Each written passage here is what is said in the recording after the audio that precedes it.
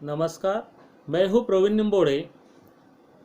Yashodham public school की ओर से मैं कक्षा 9वीं के छात्रों के लिए हिंदी विषय के अंतर्गत आज पढ़ाना चाहता हूँ रैदास जी के पद। संत रैदास जी का जन्म सन 1388 और निर्वाण सन 1518 में बनारस में हुआ।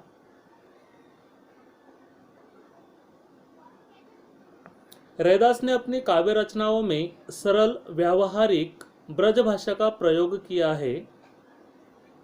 कबीर की तरह रैदास भी संत कोटि के कवियों में गिने जाते हैं। यहाँ रैदास जी के पद प्रभु जी तुम चंदन हम पानी में कवि ने अपने आराध्य को याद करते हुए उनकी तुलना की है। देखते हैं रैदास जी के पद। यहाँ पर एक भगवान का और भक्त का जो संबंध है वह किस प्रकार से होता है, यह रैदास जी ने बताया है। सबसे पहले जो कविता या पद्य है वह पढ़ लेते हैं, बाद में उसका स्पष्टीकरण करते हैं। अब कैसे छूटे राम नाम रट लागी, प्रभु जी तुम चंदन हम पानी, जाकी अंग अंग बास समानी। प्रभु जी तुम घन बन हम मोरा, जैसे चितवत चंद चकोरा। प्रभु जी तुम दीपक हम बाती, जाकी ज्योति बरे दिन राती। प्रभु जी तुम मोती हम धागा, जैसे सोन ही मिलत सुहागा। प्रभु जी तुम स्वामी हम दासा, ऐसी भक्ति करे रैदासा।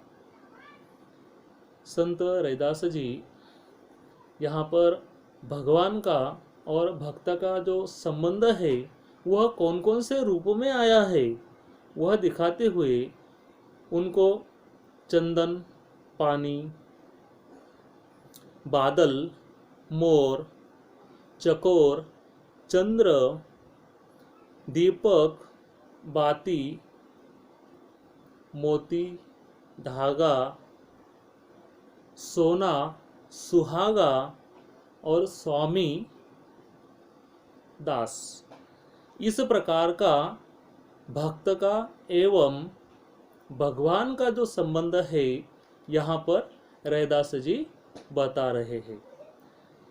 वे कहते हैं कि भगवान, हे प्रभु, मेरे मुंह से आपकी जो जप है, आपके नाम का मैं जो नामस्मरण करता हूँ, जो जप करता हूँ, वह एक प्रकार से आदत मुझ में हो गई है और वह कभी भी नहीं छूट सकती है।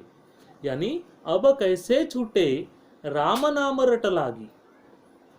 आगे वे कहते हैं भक्त का और भगवान का संबंध प्रस्तापित करते हुए, प्रभु जी तुम चंदन हो और हम पानी है, जाकी अंग अंग बास समानी। प्रभु जी तुम चंदन हो, चंदन में जो एक प्रकार की सुगंध महक होती है और पानी के साथ उसका जब संबंध प्रस्तापित होता है तो पानी में उस चंदन की सुगंध आ जाती है, खुशबू आ जाती है। उसी प्रकार से भगवान के जो अच्छे गुण है यानी चंदन है, वह सुगंध जो है वह भक्त में समाहित हो जाता है और जब वह चंदन रूपी सुगंध भक्त के अंग अंग में लग जाता है तो परमात्मा के, भगवान के जो अच्छे गुण है या चंदन रूपी सुगंध है वह अपने आप में भक्त में समा जाता है। वे आगे कहते हैं, प्रभु जी तुम घन बन हम मोरा। घन का मतलब होता है बादल, मोरा का मतलब होता है मोर। और हे प्रभु जी तुम एक बारिश से भरे हुए एक बादल हो और वह बादल जब मोर जंगल में देखता है तो मोर खुशी से नाच उठता है।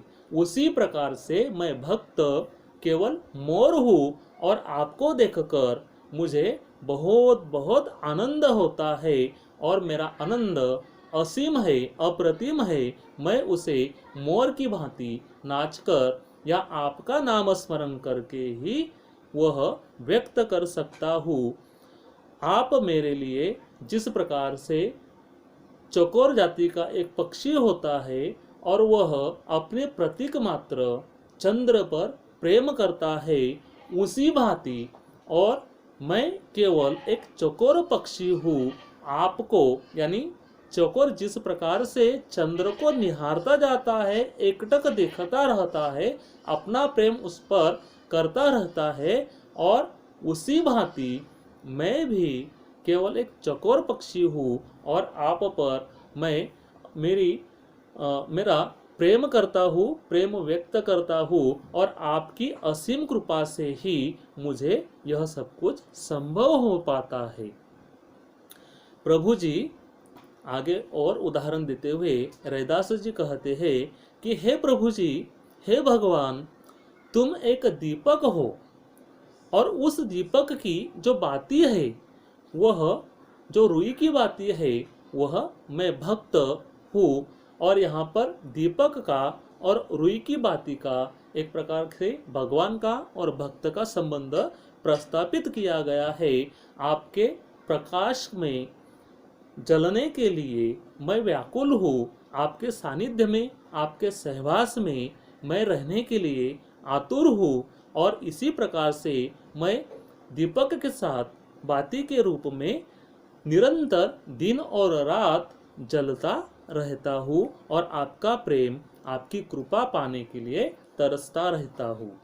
हे प्रभु जी, वे आगे और उदाहरण देते हैं और कहते हैं कि हे प्रभु जी, तुम मोती हो। मोती जो होता है अपने आप में बहुत खूबसूरत होता है, बहुत मनमोहक होता है, और उसको उसकी कृपा पाने के लिए या उसके साथ रहने के लिए जो धागा है, मोतियों को एक साथ पिरो लेता है, तो वह उससे भी अधिक सुंदर सुशोभित बन जाता है। उसी प्रकार से मैं भक्त केवल धागा मात्र हूँ और आपकी असीम कृपा है कि मोती जैसे आपके स्वरूप के साथ मैं रहना अपना भाग्य समझता हूँ। जिस प्रकार से सुहागा एक ऐसा क्षार है, एक ऐसा द्रव है जिसके कारण सोने को शुद्ध किया जाता है, या सोने की जो शुद्धता होती है वह समझ में आती है, और सोने को शुद्ध करने के लिए सुहागे जैसे क्षार की आवश्यकता होती है। तो मैं तो केवल एक सोना मात्र हूँ, लेकिन आपके सानिध्य में रहकर यानी सुहागे के साथ ही रहकर मैं पूरी तरह से खरा निखर कर आया हूँ, 100% शुद्ध बन गया हूँ। केवल आप ही की वह कृपा है। हे प्रभु जी, तुम मेरे स्वामी हो, मैं तो केवल आपका दास हूँ और मैं केवल आपका सेवक हूँ। आपकी इसी प्रकार से मुझ पर कृपा बनी रहे और मैं आपकी इसी प्रकार से निरंतर सेवा करता रहूं और मेरी भक्ति आप पर मैं प्रवाहित करता रहूं, ऐसी ही मेरी कामना है। ऐसा संत रैदास जी कह रहे हैं। आज के लिए इतना ही। धन्यवाद। कर काय करना है?